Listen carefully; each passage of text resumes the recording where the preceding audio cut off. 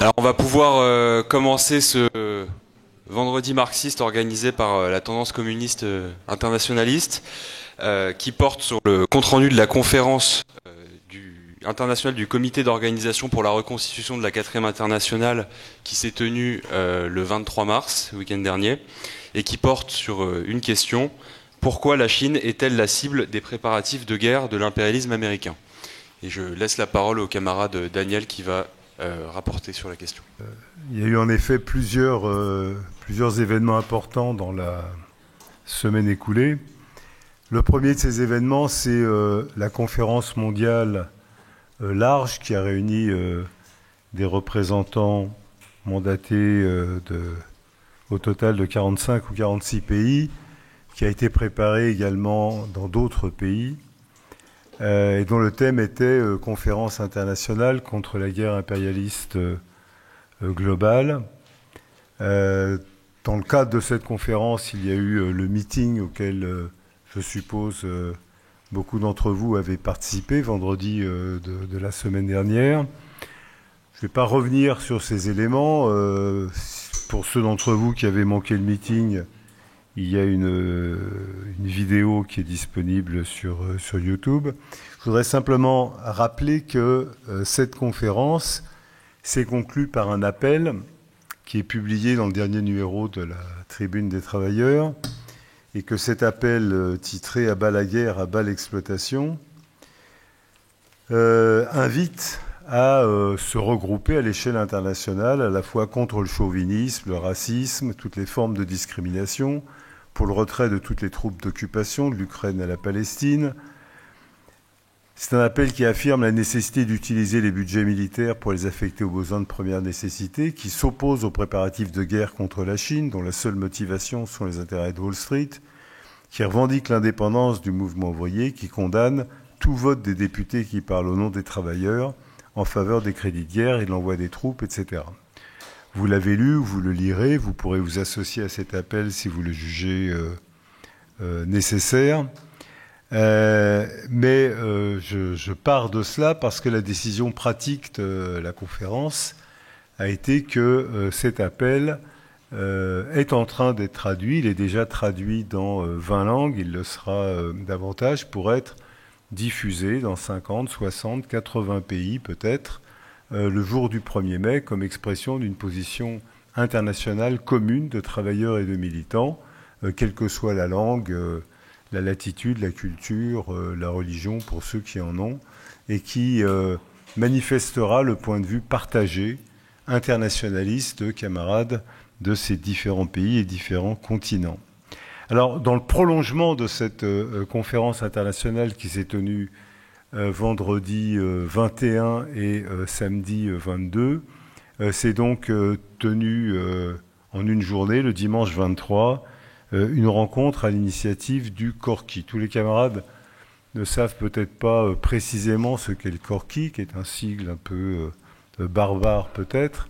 Donc le Corki, c'est le comité d'organisation pour la reconstitution de la 4e internationale, c'est-à-dire que nous estimons indispensable de reconstituer la 4e internationale qui a été fondée par des militants de différents pays, et notamment par Léon Trotsky en 1938, qui a connu des crises, et d'où la nécessité de sa reconstitution.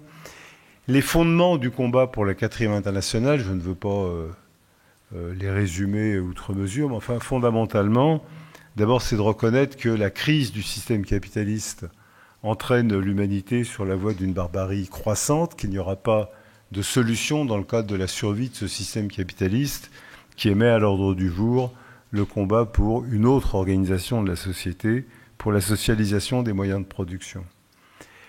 Le fondement de l'existence de la 4e internationale, c'est la revendication de la continuité du mouvement ouvrier depuis la première internationale fondée en 1864, avec notamment Marx, Engels et d'autres courants du mouvement ouvrier, puis la 2e internationale qui a constitué très largement des partis ouvriers de masse, notamment sur le continent européen à la fin du XIXe siècle. C'est la continuité de la 3e internationale fondée dans le sillage de la victoire de la Révolution d'octobre 1917, notamment avec le parti bolchevique de Lénine et Trotsky. C'est donc la continuité qui s'exprime aujourd'hui.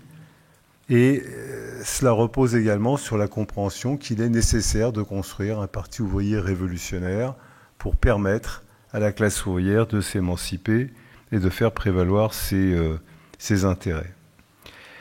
Si nous avons constitué ce Corki qui s'est réuni dimanche dernier, c'est parce que nous estimons que les faits, chaque jour davantage, démontrent l'impuissance du capitalisme à ouvrir une perspective à l'humanité autre que la barbarie. Et d'ailleurs, on peut dire que les 18 mois qui viennent de s'écouler de massacres à Gaza sont bien sûr le drame du peuple palestinien, mais sont une expression concentrée de la manière dont le système capitaliste parvenu à son stade impérialiste entend répondre aux aspirations des peuples sur tous les continents, et que de ce point de vue, ce n'est pas une manifestation particulière au combat du peuple palestinien.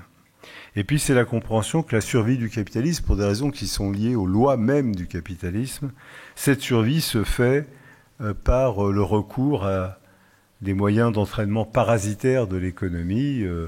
Marx disait que l'argent et le machinisme étaient un facteur puissant qui transformait les forces productives en forces de destruction. Rosa Luxembourg ajoutait qu'il en était le même pour l'économie d'armement.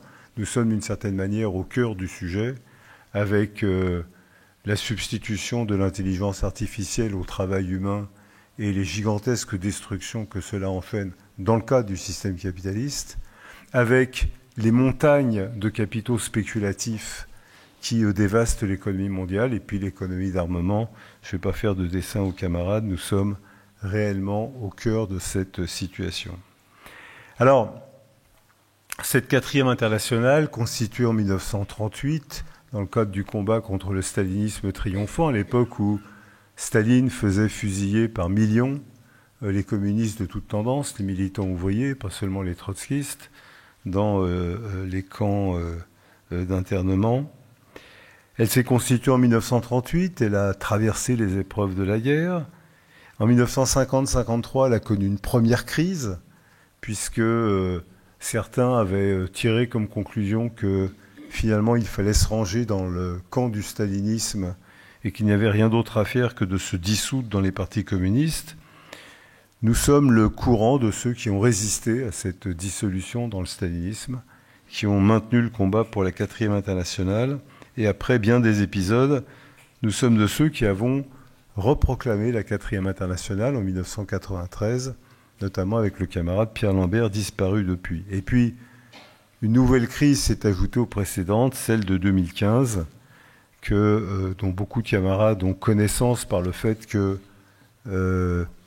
le secteur de l'organisation qui nous a exclus à l'époque, en France comme à l'échelle internationale, c'est celui qui depuis proclame qu'il n'y ait pas de perspective en dehors de la France insoumise et de Jean-Luc Mélenchon, dont ils sont devenus une composante. Bien. Alors, dans cette conférence du Corki, nous avons été amenés à répondre à la question comment avancer vers la reconstitution de la 4e internationale. Et avancer vers la reconstitution de la 4e internationale, ça exige bien sûr, à chaque étape, de vérifier si le programme de la 4e internationale est vérifié par les événements, et ça exige aussi de construire des organisations sur la base de ce programme. Dans la conférence du Corki, il y avait d'ailleurs de nombreux camarades qui ne sont pas membres du Corki, mais qui ont participé à ces discussions fraternellement avec l'ensemble des camarades présents. Dans la discussion, nous avons, pour essayer de préciser ce que sont les fondements sur lesquels repose le combat pour reconstituer la 4e internationale, nous avons essayé de délimiter 5 de ces fondements. Le premier, c'est l'impasse du système capitaliste fondé sur la propriété privée des moyens de production. Le deuxième, c'est l'hégémonie qui doit être celle de la classe ouvrière dans les processus révolutionnaires qui se préparent. Le troisième, c'est la nécessité de la défense des organisations ouvrières. Le quatrième, la nécessité de combattre pour l'unité. Et le cinquième, la nécessité de construire un parti. Je ne veux pas évoquer ici ces 5 fondements, ce serait beaucoup trop long. Je voudrais en évoquer un et développer un deuxième. Celui qu'il faut évoquer, c'est pourquoi nous affirmons que le régime fondé sur la propriété privée des moyens de production est engagé dans une impasse dont il ne peut sortir par lui-même. On a déjà répondu à cette question. On y a répondu en particulier dans, si je ne me trompe pas, les 2 ou les 3 précédents vendredis marxistes et, me ralliant aux techniques modernes de communication qui ne sont pas nécessairement mon fort. Je signale donc que ces vendredis marxistes sont disponibles également en vidéo et que donc on peut s'y reporter. Je ne vais pas les refaire ici. Mais enfin, pour aller brièvement au sujet, nous affirmons, je crois que les faits le démontrent, que l'élection de Trump et les premières mesures prises par Trump, d'une part, ne sont pas l'expression de la folie d'un individu, même si indiscutablement il y a un problème de ce côté-là, mais qui ne sont pas non plus l'expression du triomphe du capitalisme. Bien sûr, ce que fait Trump, c'est affirmer la toute-puissance du capitalisme américain. Il prétend tout écraser sur son passage, résoudre toutes les contradictions avec les autres systèmes capitalistes, écraser la classe ouvrière, chasser les migrants qui ne sont pas en règle, déclarer la guerre au monde entier. Tout ça, c'est vrai. Ça ne règle pas les contradictions du système capitaliste. Et au contraire, d'une certaine manière, ça les aiguise.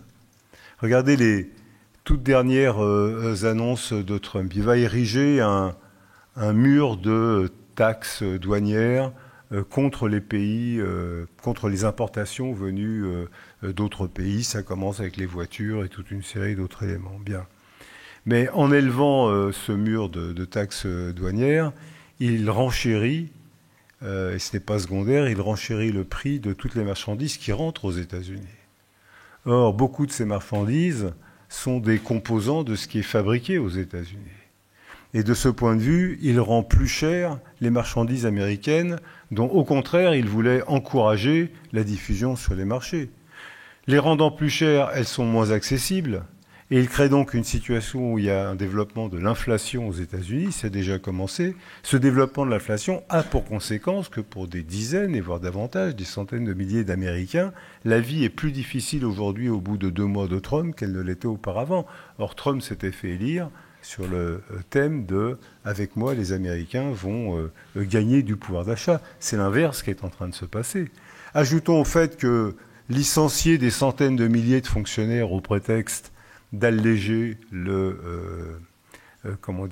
fardeau du budget aux États-Unis, c'est réduire sans emploi des centaines de milliers de travailleurs américains ou davantage qui, de ce fait, sont eux aussi précipités vers la misère et accroissent le phénomène de récession. Il y a ça une explication simple, c'est que le capitalisme a dépassé depuis belle lurette le stade où il pouvait connaître un développement exclusivement national. Le capitalisme, depuis un siècle et demi, s'est emparé du marché mondial, a constitué le marché mondial, et l'imbrication des économies les unes par rapport aux autres font que l'illusion selon laquelle on va construire un capitalisme américain fort et dominateur en l'enfermant dans les frontières nationales est une pure illusion. Et elle touche tous les aspects de la politique et tous les aspects de l'économie. Donc, il n'est pas de possibilité pour le capitalisme de surmonter ces contradictions, même en déployant les menaces de guerre contre le Groenland, le Canada, le monde entier. Et ça explique que les zigzags que fait Trump dans sa politique, il les fait parce qu'à un moment donné, il faut malgré tout montrer qu'il y a des résultats, en sachant que sur le fond, ça ne va pas les résoudre, parce que tout simplement, camarades, parce que la crise du capitalisme, elle a pour racine le fait que le capitalisme a atteint de développement, de capacité de développement, où il est capable de produire des marchandises dans des quantités infiniment supérieures à ce que les marchés ne peuvent absorber. Donc on peut tourner le problème dans tous les sens. La contradiction est béante, elle est encore renforcée avec l'intelligence artificielle. Et aussi longtemps que ce système reposera sur la recherche du profit et où ce qui guidera ce système, c'est le retour sur investissement profitable pour les capitaux investis, cette contradiction ne fera que s'accroître. Trump met en œuvre une politique qui vise à tenter de surmonter cette contradiction par le pillage pur et simple. Mais même cela a ses limites et a ses contradictions. Alors, on n'est pas les seuls à le dire. J'ai lu récemment une tribune libre dans un journal d'un type qui n'est pas du tout marxiste et qui disait exactement ça. Il disait voilà la raison pour laquelle Trump est obligé de procéder au pillage pur et simple d'autres pays, de continents entiers. Mais même ça ne peut avoir qu'un temps, même si cela, on comprend bien, conduit à la guerre. D'où le fait que Trump crée une situation où, se reposant sur l'Europe pour assurer l'ordre en Ukraine, une fois qu'il aura signé, contraint Zelensky à signer son accord, l'Europe se doit de s'engager dans des budgets d'armement de plus en plus gigantesques, dont nous voyons les conséquences en France, de manière évidente. La dette publique ne cesse de se développer, les régimes autoritaires de s'étendre, et où la marche à la guerre est à l'ordre du jour partout. Alors de cela, il ne découle nullement, bien évidemment, il ne découle nullement que, pour reprendre cette expression familière, les carottes sont cuites, c'est même l'inverse. Il découle de cela que le combat contre ces mesures, la mobilisation contre ces mesures, ne peut que se développer, à commencer par les États-Unis eux-mêmes, mais aussi dans le monde entier. Alors c'est très symbolique, vous allez me dire, ça peut sembler anecdotique, mais pour moi ça ne l'est pas. Il y a aux États-Unis une catégorie socio-professionnelle qui s'appelle les Rangers. Et les Rangers, c'est ceux qui, à cheval le plus souvent, mais pas toujours, entretiennent et surveillent les parcs nationaux. Vous savez, les immenses parcs nationaux comme le Yosemite et d'autres. Et notamment, ils ont pour fonction, par exemple, de surveiller quand il y a des incendies. Et vous savez, quand il y a des incendies dans les parcs nationaux aux États-Unis, ça prend des proportions catastrophiques. Musk, dans son élan où il faut licencier plein de gens, donc il a dit, voilà, j'applique la règle des 5%, et du jour au lendemain, 1 millier de rangers ont reçu un mail disant vous êtes virés. Mais il y a eu une mobilisation extraordinaire, pas seulement des rangers en question, de toute la population, ce qui fait que les juges ont contraint à l'annulation de ce décret. Ils ont été réintégrés. Donc c'est pas si, c'est pas si simple. Les licenciements prononcés dans l'éducation nationale, vous avez vu, il y a il veut supprimer purement et simplement ce qui s'appelle l'éducation nationale aux États-Unis. Chez les pompiers dans les services publics, pose des problèmes incommensurables. Je citais à la conférence, parce que ça peut sembler anecdotique, mais ça l'est pas. Vous savez qu'aux États-Unis, il n'y a plus d'œufs. On ne peut plus faire d'omelette dans ce pays où l'œuf est un composant important de l'alimentation, surtout au petit déjeuner. Il n'y a plus d'œufs parce qu'il y a une maladie des poules il y a quelques temps, voilà. Et donc, il a fallu toutes les liquider, il n'y a plus d'œufs. Donc, l'administration Trump est obligée de négocier avec les pays où il y a encore des poules pour qu'ils veulent bien fournir les États-Unis. Donc, ils sont tapés à la porte de plusieurs pays d'Europe qui ont tous accepté, sauf le Danemark quand même, parce que comme Trump veut leur piquer le Groenland, ils ont dit non, ça, comptez pas sur nous. Et donc, ils ont des œufs, puis ils importent des millions de poules pour relancer la production d'œufs. Oui, mais il y a un problème.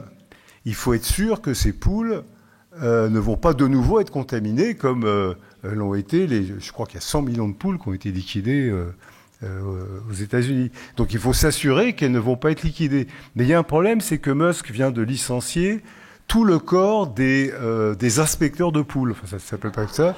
Il y a un corps spécialisé des inspecteurs des volailles, sans doute, je ne sais pas comment ça s'appelle. Comme il les a tous licenciés, il y a une difficulté pour l'instant. Donc, je prends cet exemple, mais c'est pour dire que les contradictions, elles sont à tous les niveaux. Et donc, cette espèce de fuite en avant pour dire on va faire prévaloir la politique d'America First se heurte à une réalité. Il y a un marché mondial. Et vous ne pouvez pas replier l'économie d'un pays, a fortiori celle d'un pays puissant comme les États-Unis, à l'intérieur des frontières et dire on va régler le problème America First. Même la plus grande puissance du monde ne peut pas. Alors ça se voit dans les rapports avec la Chine, et j'en parlerai dans un instant, mais le nombre de productions chinoises qui rentrent comme des composants des productions industrielles américaines, si vous dressez des barrières douanières, vous renchérissez automatiquement toutes les productions industrielles des États-Unis, etc., etc. Alors, il est clair que dans cette situation, donc, le point de vue des marxistes, qui est de considérer que ces contradictions inhérentes au système capitaliste tiennent au fait que la propriété privée des moyens de production suppose que toute la production va dépendre de la réalisation du profit. La réalisation du profit dépend du fait qu'on va exploiter la classe ouvrière, qu'en exploitant la classe ouvrière, on va produire des marchandises, mais encore faut-il les vendre. Et si on n'arrive pas à les vendre, on n'arrive pas à réaliser du profit. Je peux fabriquer 1 million de voitures par an. Dedans, il y a de la plus-value. Cette plus-value est source de profit. Mais si je ne vends pas les voitures, j'aurai 1 million de voitures sur les bras, mais je n'aurai pas de profit. Et toute la contradiction du capitalisme est là. Elle ne peut pas être résolue autrement que par le combat de la classe ouvrière, parce que la classe ouvrière, elle n'a, comme le dit Marx, rien à perdre que ses chaînes. Elle a un monde à y gagner. Et ce monde, elle peut le gagner que par la socialisation des moyens de production. C'est la raison pour laquelle les militants de la 4e internationale considèrent que l'existence de la classe ouvrière, son organisation, sont un élément déterminant pour ouvrir une perspective à l'humanité. Et quand je dis l'existence de la classe ouvrière, précisons. Vous savez que Marx, dans ses jeunes années, utilisant un vocabulaire qu'il empruntait à Hegel, a établi une distinction, ce qu'il appelle la classe ouvrière en soi et la classe ouvrière pour soi. La classe ouvrière en soi, c'est le fait qu'il y a des ouvriers les uns à côté des autres. Et objectivement, ça constitue une classe sociale parce qu'ils sont dans le même rapport par rapport aux moyens de production. Ils vendent leur force de travail et ils sont exploités. Ça ne veut pas dire qu'ils en ont conscience. Et vous savez qu'à l'aube du capitalisme, il était très facile pour les patrons d'opposer les ouvriers les uns aux autres sans qu'ils aient conscience d'appartenir à une même classe. La classe ouvrière pour soi, c'est quand la classe ouvrière commence à prendre conscience qu'elle constitue une classe, qu'elle a des intérêts communs, que l'ouvrier Paul n'est pas en concurrence avec l'ouvrier Jacques, mais que Paul et Jacques appartiennent à une classe sociale, que ce n'est pas en se défendant contre le voisin qu'il va gagner davantage, mais que c'est au contraire en se défendant ensemble contre le patron qu'ils vont conquérir des droits ou les défendre. Et c'est ça qui est à la base de l'existence du mouvement ouvrier, la classe ouvrière pour soi, consciente de ses intérêts. Mais cette conscience, c'est pas quelque chose qui se promène dans les airs, et puis qu'un jour, la grâce tombe sur la tête des ouvriers, et d'un seul coup, ah oui, c'est vrai, je me rends compte que j'appartiens à une classe sociale. Historiquement, c'est pas comme ça que ça s'est constitué. Historiquement, la classe ouvrière, par ses combats, s'est forgée la compréhension qu'elle constitue une seule classe, et cette conscience, elle s'est inscrite dans des institutions. Quand je dis institutions, pas celles de la Ve République, mais dans des institutions aussi modestes soient-elles. Les premiers combats ouvriers, je parle de ça il y a 200 ans, au début du XIXe siècle, des ouvriers sans conscience particulière, souvent arrachés à la paysannerie à laquelle ils appartenaient, que les patrons essaient de mettre en concurrence les uns avec les autres, petit à petit, on saisit le fait que peut-être ils pouvaient se protéger en commun, peut-être ils pouvaient constituer des organes en commun. Vous savez, on cite souvent le fait que les premières formes d'organisation ouvrière, je mets des guillemets, c'était des sociétés de secours mutuels. Chacun des ouvriers mettait 1 sou dans la cagnotte collective pour que, au cas où un copain avait un accident du travail et mourait, on puisse venir en aide à sa veuve et ses orphelins. Mais le seul fait de mettre 1 sou de côté pour défendre collectivement la situation d'un camarade en particulier, c'est une forme de prise de conscience collective. On n'est pas une addition d'individus, on est une classe. Et à partir de ces premières sociétés de secours mutuels très embryonnaires, on a vu se développer des sociétés de secours mutuels plus importantes, et puis, à travers des actions collectives, des premières grèves, des révoltes, on a vu surgir des syndicats, ultérieurement des partis. C'est le mouvement de la classe ouvrière qui a constitué ces institutions ouvrières. Les ouvriers qui ont constitué ces premières sociétés de secours mutuels, ces premiers syndicats, n'avaient pas conscience qu'ils constituaient le mouvement ouvrier. Mais en même temps, ils le constituaient. En même temps, ce qu'ils faisaient allait au-delà de ce qu'ils avaient conscience de faire. En constituant la société de secours mutuel au cas où un camarade de travail aurait un accident pour venir en aide à sa femme et ses orphelins, en faisant cela, il faisait plus que cela. Il constituait la classe ouvrière comme classe. Et ce mouvement, qui est celui qui, sous des formes diverses, s'est développé dans tous les pays où le capitalisme s'est développé, des formes diverses mais souvent très voisines les unes des autres, c'est le mouvement qui a vu la classe ouvrière constituer ses premières institutions, ses syndicats, plus tard ses partis, ses mutuelles, ses régimes de protection collective, et aussi gagner par la lutte des garanties collectives. Par exemple, pour nous en France, l'exemple typique, c'est la sécurité sociale. Dans d'autres pays, ça prendra d'autres formes. Mais c'est le produit de l'action ouvrière collective. Eh bien, ces institutions ouvrières, elles ont une importance particulière. Parce que, d'une certaine manière, elles inscrivent la classe ouvrière à l'intérieur de la société capitaliste avec ses propres institutions. Ça ne lui permet pas de prendre le pouvoir en tant que tel, mais c'est ce qui lui donne sa force. Une classe ouvrière organisée, avec des syndicats, des garanties collectives, des clubs culturels parfois, des institutions d'instruction pour les enfants. C'est une classe qui s'organise par elle-même pour ses intérêts face à la classe capitaliste. Et historiquement, ce mouvement ouvrier, avec ses institutions, s'est mis en quelque sorte en situation de s'incruster à l'intérieur de la société capitaliste, d'y incruster ses propres institutions, qui sont aussi des foyers, des points de départ, des points d'action pour combattre contre la société capitaliste. À l'intérieur de la société capitaliste, mais combattant contre elle, des institutions ouvrières qui non seulement organisent le combat immédiat, mais préparent l'émancipation totale du lendemain. Précisément, depuis 30 ans, ces institutions ouvrières font l'objet, sur tous les continents, d'une offensive systématique pour les détruire. C'est pas un hasard si c'est depuis 30 ans, un peu plus de 30 ans, après la chute de l'Union soviétique, celle-ci a été perçue comme un encouragement par les gouvernements du monde entier pour dire maintenant, ça suffit, toutes ces garanties collectives pour les ouvriers, ça suffit la place des syndicats, et on voit bien que depuis plus de 30 ans, 35 ans, systématiquement sur un plan pratique, sur un plan idéologique, sur un plan politique, l'existence d'une classe ouvrière avec ses institutions est remise en cause. D'abord, c'est un discours dominant. On n'a plus besoin de syndicats, on n'a plus besoin de partis, tout ça c'est dépassé, la lutte de classe elle-même c'est dépassé. D'ailleurs, il ne faut plus de partis ouvriers, il ne faut plus de partis qui s'appellent socialistes, communistes, il faut des partis du peuple, populistes, de gauche, humanistes, écologistes, tout ce que vous voulez, sauf ouvriers.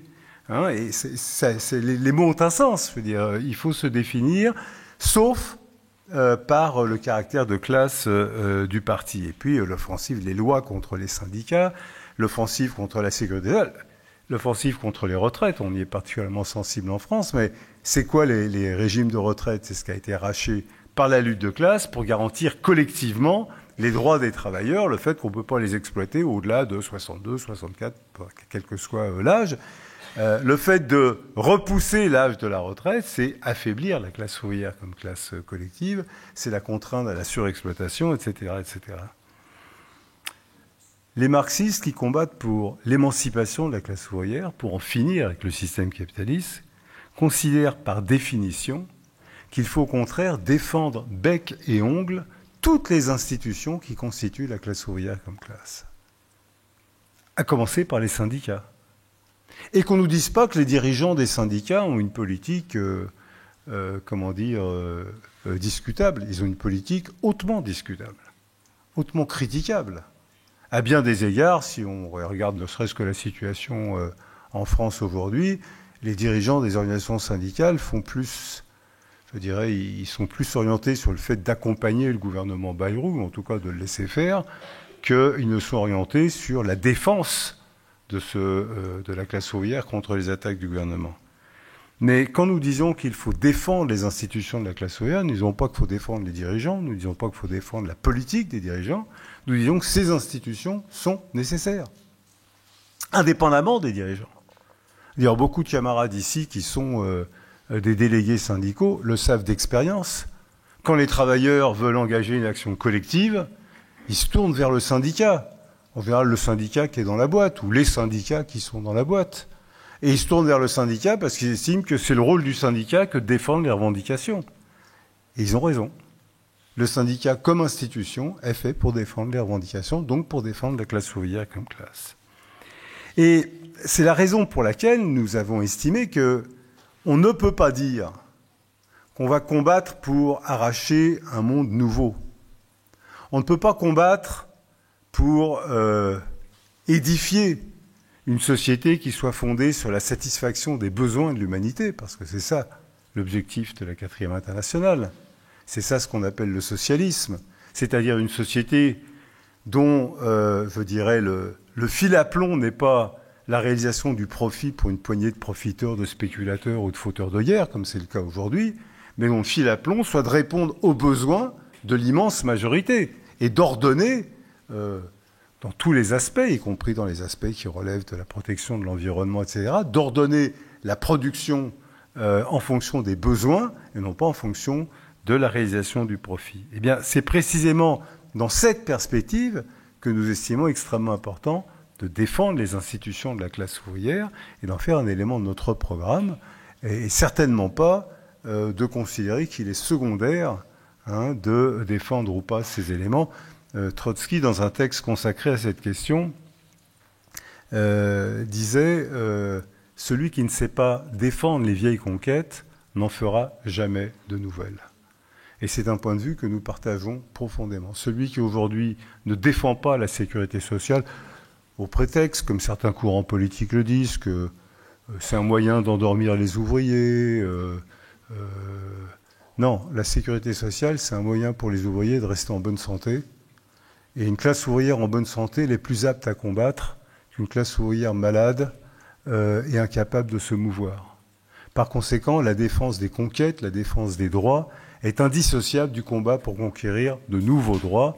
Et c'est le sens de cet attachement que nous avons à la défense des vieilles conquêtes. Alors, c'est dans ce contexte que je voudrais aborder la question de la Chine. Parce que on a posé comme question dans l'intitulé de ce vendredi marxiste, pourquoi la Chine est-elle au centre des préparatifs de guerre de l'impérialisme américain? Elle est vraiment au centre.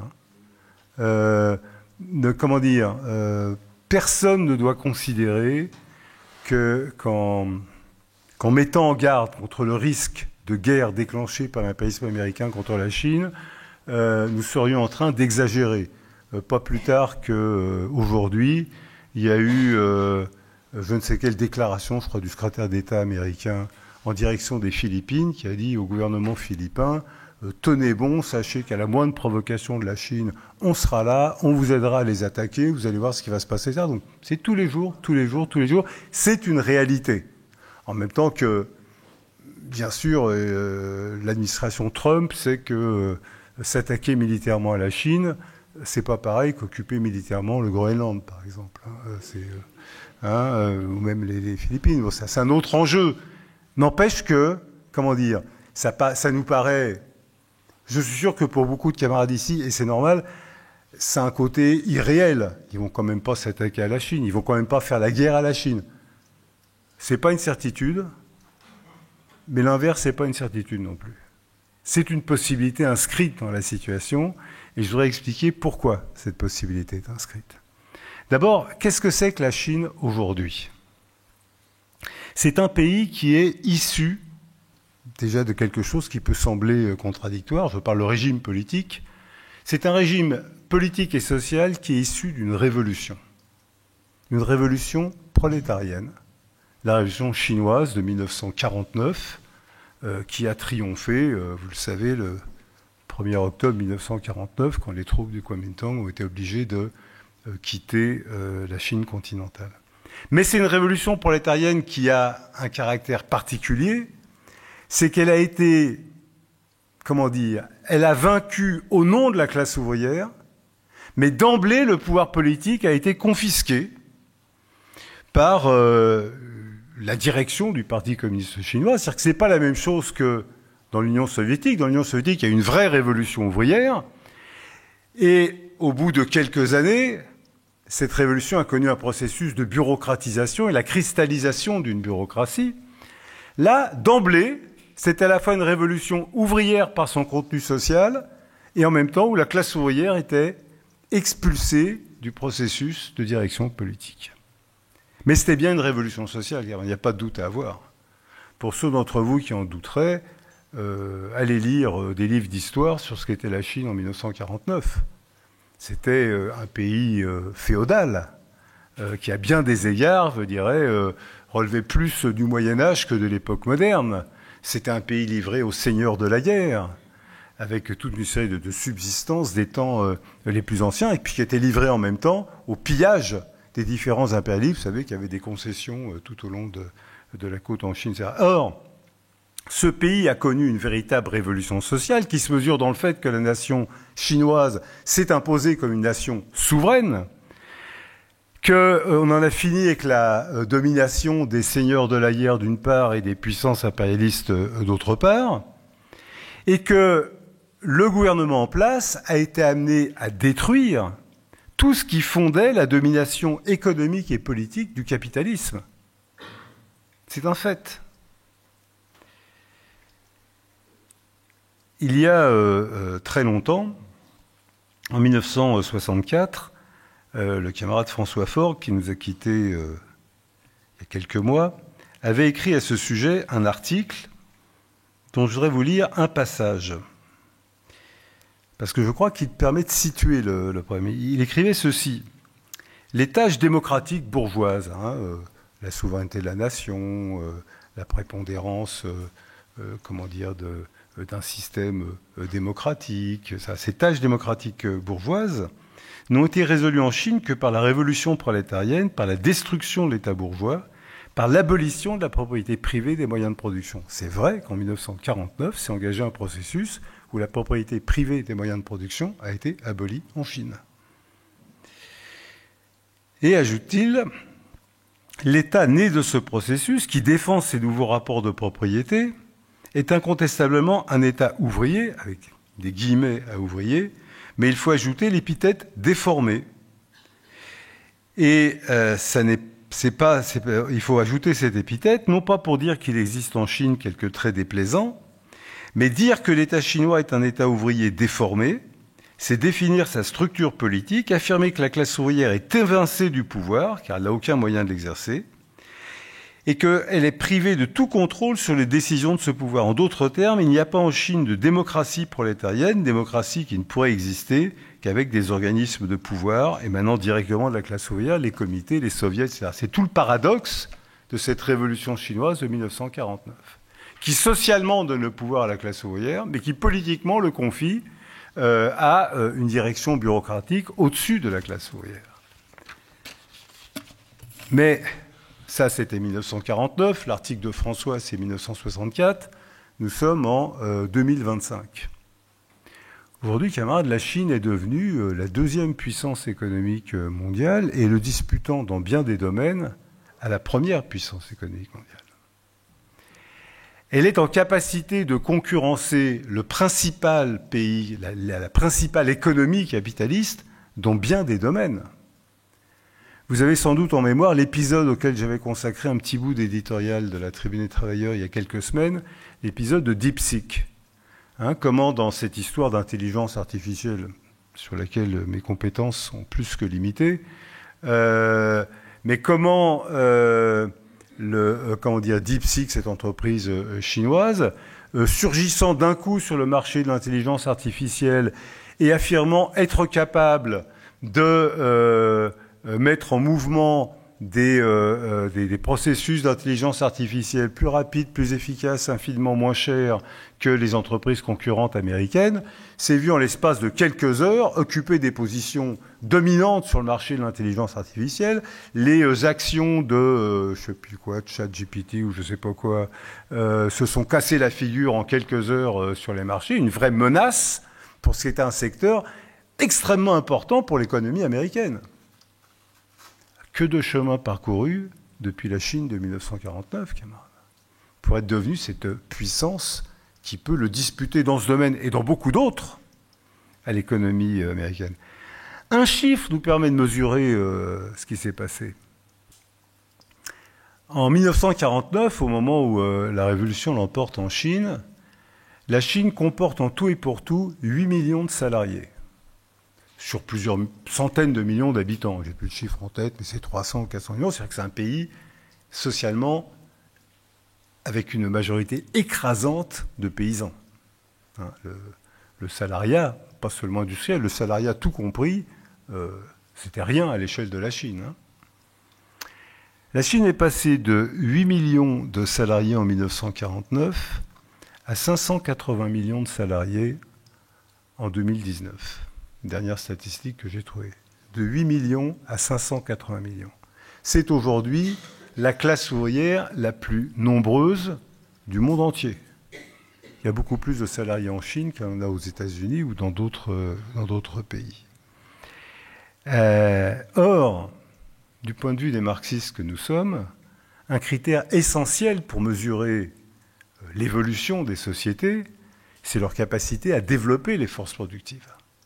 Hein, l'évolution du genre humain depuis l'aube de l'humanité, depuis que nos ancêtres se sont redressés sur leurs pattes arrière, et ça fait déjà très longtemps, mais cette évolution se mesure dans la capacité à faire progresser les forces productives depuis le geste de celui de nos ancêtres qui a eu l'idée d'utiliser un os ou un bout de bois pour prolonger l'action de son bras et en faire le premier outil rudimentaire, jusqu'à l'intelligence artificielle aujourd'hui. Bien sûr qu'il y a une grande différence technologique, mais dans la fonction, il n'y a pas de différence fondamentale. Chaque fois, ça développe la force productive. Et bien évidemment que la force productive d'un ingénieur ou d'un technicien derrière son ordinateur doté de l'intelligence artificielle est des milliards de fois supérieure à ce qu'était la force productive de son ancêtre, homme de Néandertal mal dégrossi pour aller vite. D'accord ? Mais il n'empêche que c'est le critère. Le fait que la Chine était capable de faire passer la principale force productive de 8 millions d'unités à 580 millions d'unités, alors que le capitalisme, de manière générale, durant la même période, a plutôt tendance à détruire les forces productives, est quelque chose qui doit faire réfléchir sur ce qui s'est passé. Il s'est passé là quelque chose qui contredit d'une certaine manière le mouvement général de la société. Et cette classe ouvrière, elle est non seulement puissante socialement et économiquement, mais ne sous-estimez pas la puissance qui est la sienne comme classe ouvrière. Certes, les ouvriers ne se voient pas reconnaître en Chine le droit d'avoir des organisations ouvrières indépendantes. Certes, ils ne leur auraient pas reconnu le droit de constituer leur propre syndicat. Ils ont comme organisation des syndicats officiels étroitement contrôlés par le Parti communiste chinois qui ne sont pas réellement les instruments par lesquels la classe ouvrière peut faire prévaloir ses revendications. Tout ça est vrai. N'empêche qu'il y a chaque année des milliers de grèves en Chine. Les autorités elles-mêmes reconnaissent, je ne sais plus quel terme, c'est les incidents de masse. Hein, les incidents de masse, voilà, dans le langage bureaucratique, ça s'appelle des incidents de masse. Alors, les incidents de masse, c'est soit une très grosse grève avec des milliers d'ouvriers en grève, soit même des manifestations, soit même des émeutes. Chaque année, la bureaucratie chinoise établit une statistique qui est bien évidemment en dessous de la réalité. Je crois que sur l'an dernier, il y avait plus que 1500 incidents de masse dénombrés par la bureaucratie chinoise. La classe ouvrière, malgré toutes les entraves à son organisation, elle est là, elle agit, elle réagit. Souvent, elle obtient un certain nombre de reculs, hein, malgré le pouvoir bureaucratique et la répression. Ce qui fait qu'aujourd'hui, d'une des nations les plus arriérées économiquement du monde qu'elle était en 1949, la Chine est aujourd'hui devenue la deuxième puissance économique du monde, le disputant dans bien des domaines, et notamment du point de vue de l'essor des forces productives à l'impérialisme américain. C'est même si vrai qu'un camarade m'a envoyé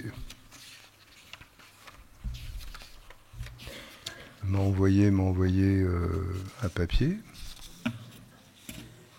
pas très original, voilà, je l'ai là. Je voudrais vous lire et le commenter parce que je le trouve très significatif.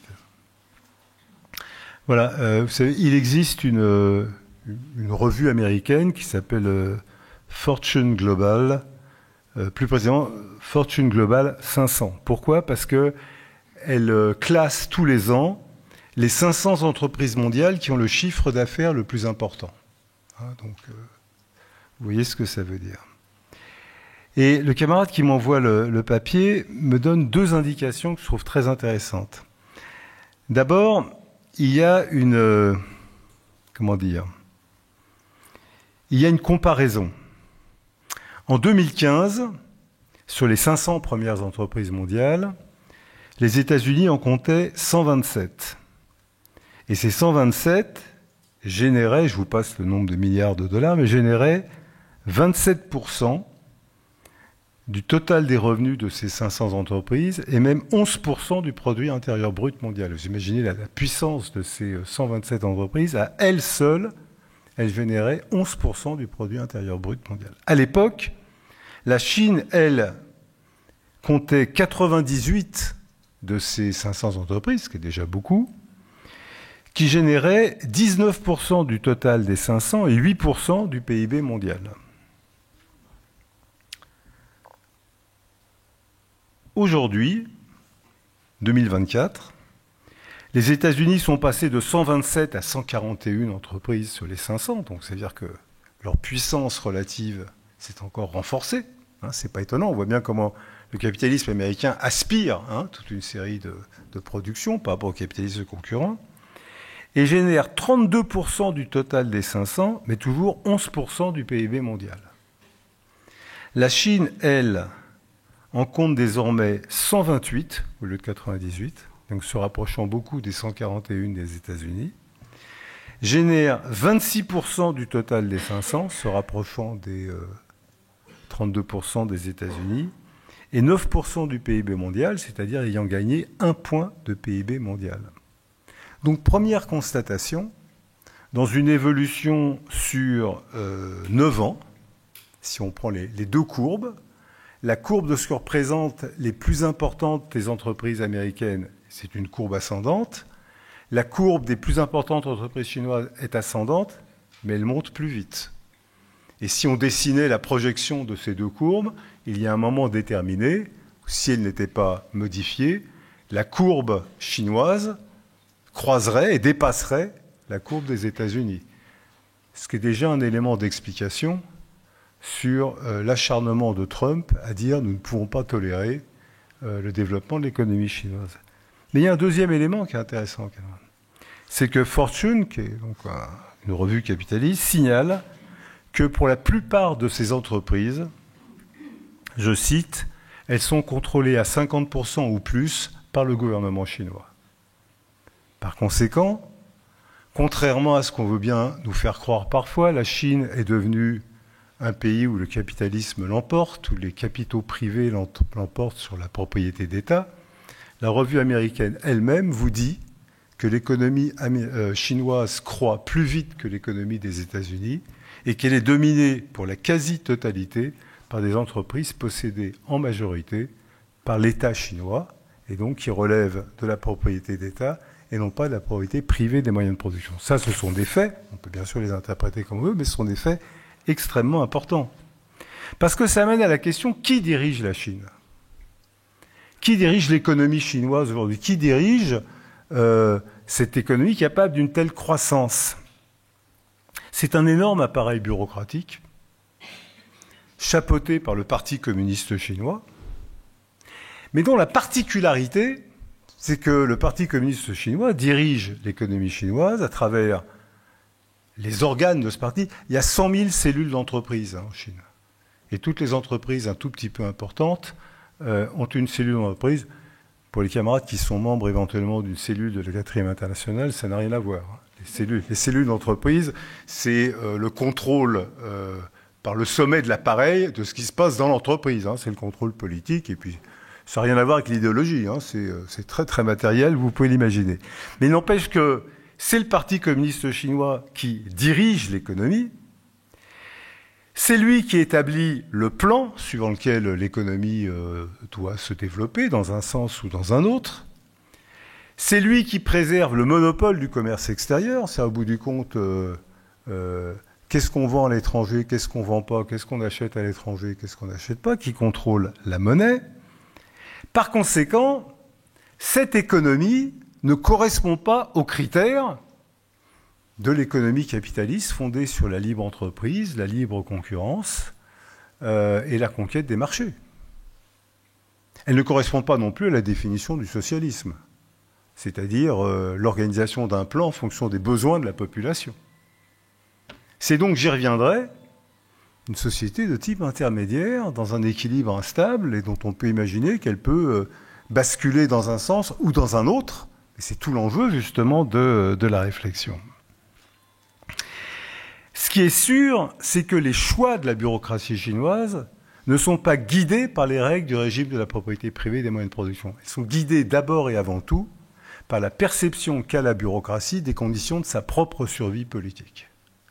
Et qui peuvent, selon les circonstances, l'amener à pencher davantage du côté de l'ouverture au marché capitaliste ou de prendre des mesures qui vont davantage tenir compte de la pression ouvrière, non pas parce qu'ils sont pour les ouvriers, mais parce que, comme toute bureaucratie, ils craignent la révolution. Et que, par conséquent, ça peut amener à prendre toute une série de mesures. Alors, il est certain que si on regarde le cours du Parti communiste chinois dans les dernières décennies, c'est un cours qui ouvre le pays, et de plus en plus, au capitalisme. On l'a vu dans de nombreuses circonstances. Cette ouverture au marché, elle a abouti à la constitution d'entreprises privées, de certaines multinationales chinoises extrêmement puissantes, bien qu'elles ne dominent pas l'économie chinoise, je viens de le montrer, mais elles existent, qui occupent une place à l'échelle internationale. Tout ça est exact. Cette ouverture au marché, elle aboutit à la constitution d'une bourgeoisie chinoise, une classe capitaliste embryonnaire qui possède les moyens de production, c'est indiscutable, mais qui les possède dans les limites fixées par le parti. Et on a vu à plusieurs reprises dans les dernières décennies tel multimilliardaire à la tête d'une multinationale chinoise se retrouver du jour au lendemain, passer du jour au lendemain du statut de multimilliardaire chinois à prisonnier dans une geôle obscure d'une prison chinoise. C'est arrivé à plus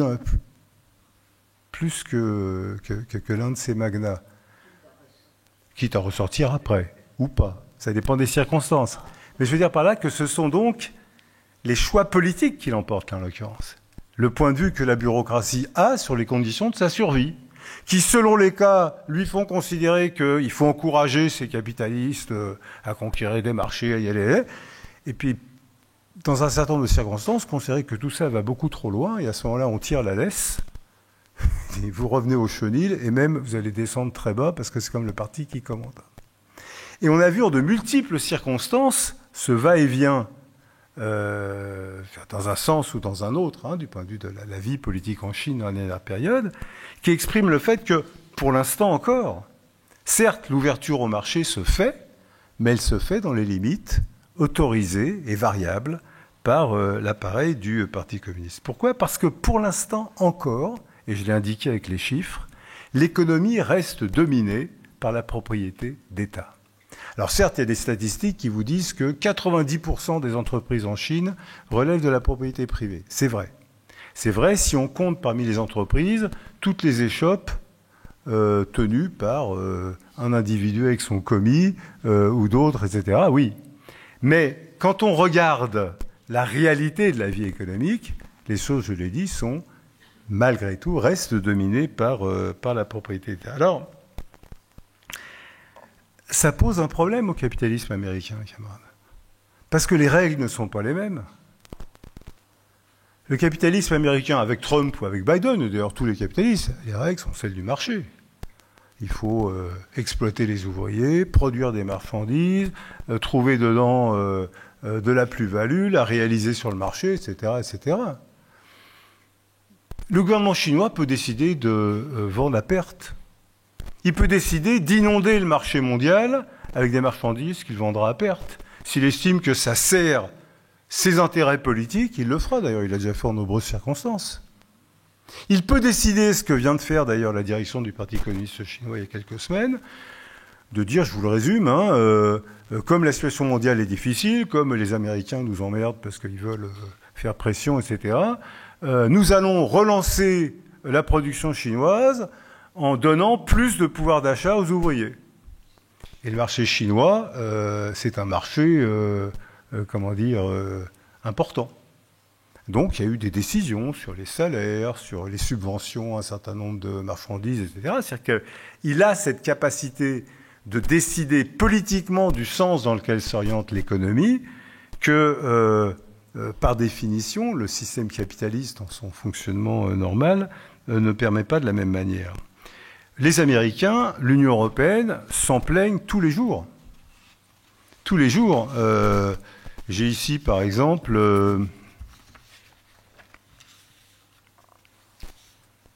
c'est quoi voilà.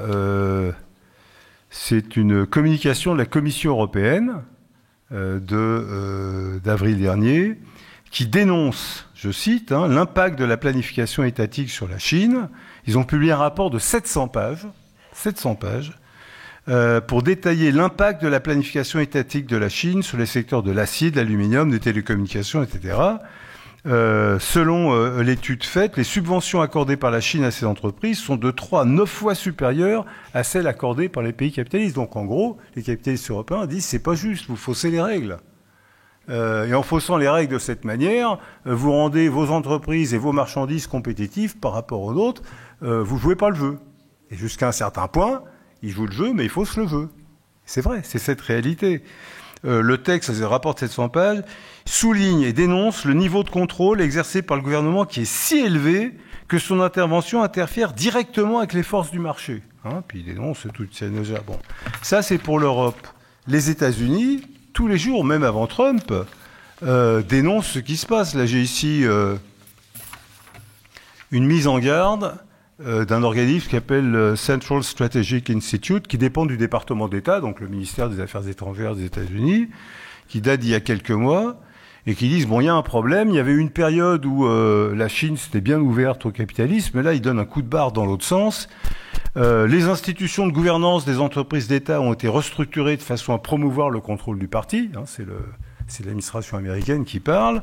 Le Parti communiste chinois a accru son influence directe ou indirecte sur le milieu des affaires privées. Et c'est vrai, le milieu des affaires privées reste, en dernière analyse, malgré tout, dépendant de cette direction politique. Ils disent, bon, jusqu'aux années 2000, c'est la politique de réforme orientée sur le marché qui prévalait. Mais alors maintenant, ça s'est affaibli. Les autorités prêtent davantage l'oreille, je cite le gouvernement américain, prête davantage l'oreille au bien-être social et à l'amélioration de l'environnement. Donc c'est criminel, parce que et c'était pas Trump, c'était avant Trump. Avant, dans la chaîne de décision, le secrétaire du Parti communiste devait figurer un échelon intermédiaire. Maintenant, il est celui qui décide des orientations stratégiques et il les transmet au directeur de l'entreprise d'État. Donc, vous avez cette contradiction, et en même temps, la direction chinoise, elle, multiplie surtout en ce moment, les annonces pour dire on va s'ouvrir aux capitalistes. Et c'est pas contradictoire, pas plus tard que vendredi, c'est-à-dire aujourd'hui, le président Xi Jinping a fait une déclaration pour dire la Chine s'est fermement engagée à faire progresser les réformes et l'ouverture, ses portes vont s'ouvrir de plus en plus grand pour promettre, disons, la pénétration capitaliste. Alors, c'est une situation éminemment contradictoire. Les camarades pourront dire, bon alors finalement, cette Chine, c'est quoi? C'est un pays capitaliste? C'est un pays socialiste? C'est pas un pays capitaliste? Je crois l'avoir montré. Parce que si c'était un pays capitaliste, il n'y aurait pas cette organisation de l'économie en fonction des décisions du Parti communiste, en fonction du plan, etc., qui fausse les règles de l'économie capitaliste. Est-ce que pour autant c'est un pays socialiste? Certainement pas. Parce que son économie et sa politique ne sont pas guidées par la satisfaction des besoins de la classe ouvrière. La classe ouvrière n'y intervient pas comme telle. Même si le gouvernement agit au nom de la classe ouvrière, mais la classe ouvrière, je l'ai dit, elle a été expropriée politiquement en 1949, elle l'est toujours aujourd'hui. Il est clair que la bureaucratie, elle cherche à consolider son pouvoir,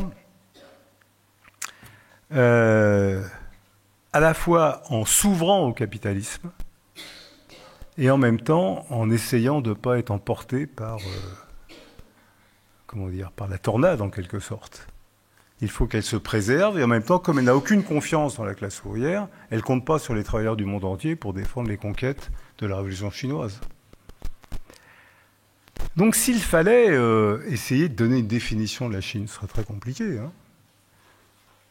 Ce qui est sûr, c'est que les statistiques que j'ai indiquées tout à l'heure témoignent de l'énorme supériorité des formes étatiques et collectives de l'économie chinoise. Énorme supériorité sur les formes capitalistes. Mais cette supériorité en tant que telle ne règle pas la question de savoir qu'est-ce qui, dans les tendances en cours, va l'emporter, la tendance vers une économie planifiée ou la tendance vers l'ouverture complète au capitalisme. Il reste certain qu'à ce stade, la nationalisation du sol, des moyens de production, des transports, des échanges, le monopole du commerce extérieur continue à former les bases de la société chinoise. Cet acquis issu de la révolution prolétarienne suffit à définir la Chine comme un État ouvrier, même déformé, pour reprendre la formule de François dans son article de 64. La bureaucratie essaye de défendre par ses propres méthodes les conquêtes de la révolution, mais elle le fait d'une manière qui les affaiblit, qui les livre à l'adversaire de classe et qui, à terme, les menace de destruction. Nous sommes dans cette situation paradoxale où les moyens de production appartiennent à l'État, mais l'État appartient en quelque sorte à la bureaucratie. Les choses peuvent évoluer dans un sens ou dans un autre.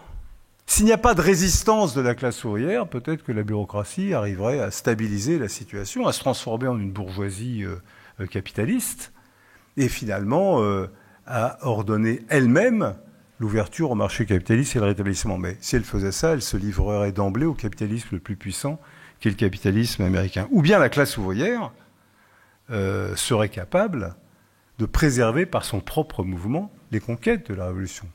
Et c'est pas abstrait. Toutes les oscillations de la bureaucratie depuis la révolution de 1949, elles ont un rapport avec le mouvement de la classe ouvrière.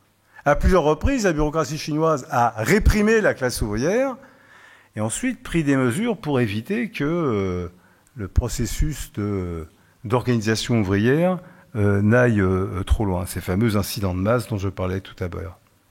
Certes, elle a ouvert le pays à la pénétration capitaliste. Mais pour l'instant, c'est elle qui garde le contrôle de la situation. Ce n'est pas la classe capitaliste.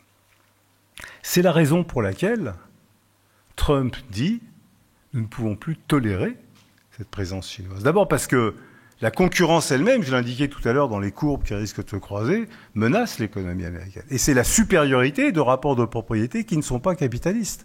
Et ça, Trump le comprend parfaitement.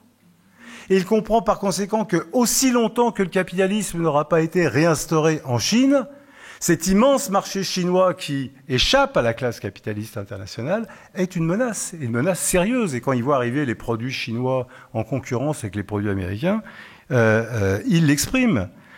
Mais la bureaucratie, la manière dont elle défend la propriété d'État, elle les défend jusqu'à un certain point. C'est une manière qui, d'une certaine manière, contradictoirement, expose cette propriété d'État. Aujourd'hui, on doit considérer que l'issue de la situation en Chine est loin d'être réglée. Les bureaucrates n'ont pas réussi à renverser les rapports sociaux issus de 1949. La classe ouvrière n'a pas réussi à se réapproprier les bases d'une économie étatisée et la mettre à son service. Nous avons affaire à un régime intermédiaire entre capitalisme et socialisme qui peut, si la classe ouvrière prend les choses en main, reprendre sa marche vers le socialisme, et si la classe ouvrière ne les prend pas, qui peut refluer dans les pires conditions chaotiques vers le capitalisme. J'ai les pires conditions chaotiques parce que la bureaucratie chinoise voit bien ce qui s'est passé en ex-URSS à partir de 1989-91, et elle comprend ce qui pourrait se passer en Chine dans des conditions bien pires. Mais répétons-le, la classe ouvrière chinoise est une puissance sociale considérable. Elle n'a pas dit son dernier mot, et nous ne sommes pas les seuls à le dire. La bureaucratie elle-même le comprend. Et elle mesure le danger de la situation. Par conséquent, l'évolution de ces contradictions, pour reprendre une formule que Trotsky utilise à propos de l'URSS en 1935, va se dénouer sur le terrain de la lutte de classe, parce que fondamentalement, ce sont les classes sociales en présence qui vont régler la question de l'avenir de la Chine, aussi bien en présence en Chine que en présence à l'échelle internationale. Et c'est pourquoi les menaces de Trump vis-à-vis de la Chine peuvent avoir et ont d'une certaine manière des effets contradictoires. À la fois, la bureaucratie s'en effraie, mais en même temps, pour se préserver, elle peut aussi avoir tendance à se cabrer en quelque sorte, se crisper sur l'économie chinoise elle-même pour ne pas disparaître avec elle. La crise du capitalisme fait qu'aujourd'hui, la coexistence entre les deux systèmes n'est plus possible. Trump dit, nous allons régler cette question en faisant capituler les dirigeants chinois, en imposant le retour au capitalisme, en faisant la guerre si c'est nécessaire. Mais la classe ouvrière peut régler la question d'une autre manière. Et c'est en ce sens que la situation chinoise s'inscrit dans les développements de la révolution mondiale. Et c'est la raison pour laquelle, et je reviens au point de départ de ce long détour par la Chine, c'est la raison pour laquelle nous estimons que dans un conflit entre l'impérialisme américain et la Chine, les travailleurs ne peuvent pas être neutres. Il ne s'agit pas de défendre la bureaucratie chinoise. Il s'agit de comprendre que quand Trump veut s'attaquer à la Chine, c'est à la propriété d'État issue de la révolution qu'il veut s'attaquer, non pas aux dirigeants chinois en tant que tels. D'ailleurs, il n'y a qu'à voir comment Trump se fait copain avec Poutine pour voir que la possibilité de devenir ami avec un élément issu de la bureaucratie, en l'occurrence Poutine, agent du KGB, ne lui pose aucun problème, ni moral, ni autre. D'accord ? Mais il s'agit d'abattre une forme de propriété qui échappe au régime de la propriété privée des moyens de production. Alors, je sais bien que, et je terminerai là-dessus, il y a des gens, des courants politiques qui vous disent, mais quand même, mais si la Chine c'est capitaliste, la preuve, il y a des capitalistes, la preuve, il y a des grands immeubles, la preuve, il y a des usines. Je crois avoir montré que ces éléments, pour importants qu'ils soient, ne suffisent pas à définir ce qu'est la réalité de l'économie chinoise et des rapports de propriété. Mais il faut aller plus loin. Si la Chine était, comme certains le prétendent, un régime capitaliste, ça poserait pour les marxistes un problème théorique. Nous combattons pour le socialisme parce que nous avons appris, chez Marx, chez Lénine, chez Trotsky, qu'arrivé à un certain stade, le capitalisme n'est plus capable de développer les forces productives, plus capable d'offrir un avenir à l'humanité. Si un régime capitaliste a été capable de transformer un des pays les plus arriérés du monde en la deuxième économie mondiale, et transformer cette Chine féodale de 1949 en cette Chine moderne et développée industriellement aujourd'hui, alors le capitalisme a un avenir. Le capitalisme a été capable d'assurer ce développement à la Chine, il doit être capable de l'assurer à tous les pays du monde.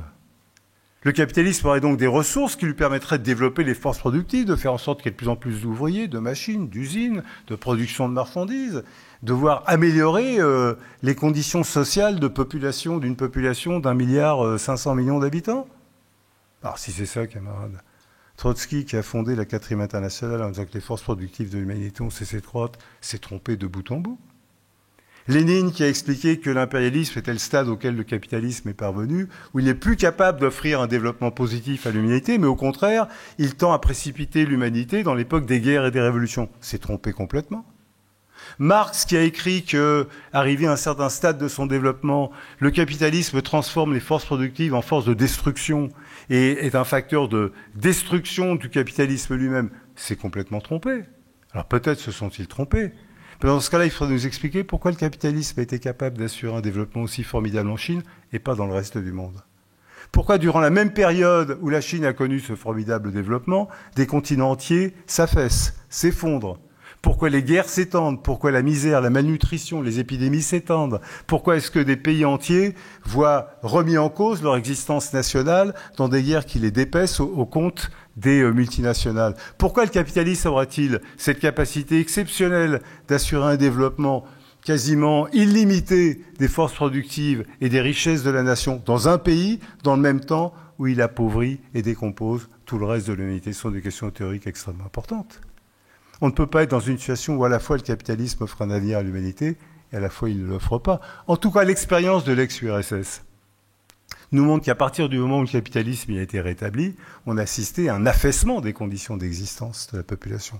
Non pas que la population était heureuse à l'époque de la domination des staliniens des années 90 ou autres, mais simplement parce que la propriété d'État, ce qu'il en restait, apportait un certain nombre de garanties qui ont été liquidées les unes après les autres à travers les privatisations, pillages, la destruction de l'économie.